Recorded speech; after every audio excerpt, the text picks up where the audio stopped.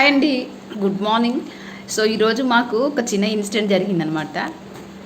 అదేంటంటే మాకు ఇక్కడ డైలీ రోజు ఈవినింగ్ వస్తాయండి వాటరు. అయితే నేను ఈవినింగ్ ఒక్క చుక్క కూడా నీళ్ళు రాలేదు.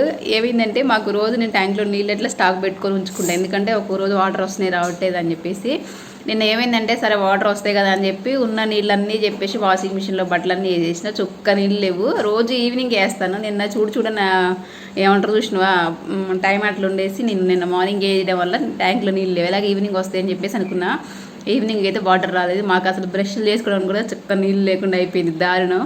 ఇక అలాగని చెప్పేసి ఈరోజు పొద్దున్నే పిల్లల్ని రెడీ చేయడానికి కదా, అసలు దేనికి గిన్నెలు అయితే అన్నీ అక్కడ టబ్బు నిండి 2 డబ్బులు నిండి అక్కడ పెట్టేసిన.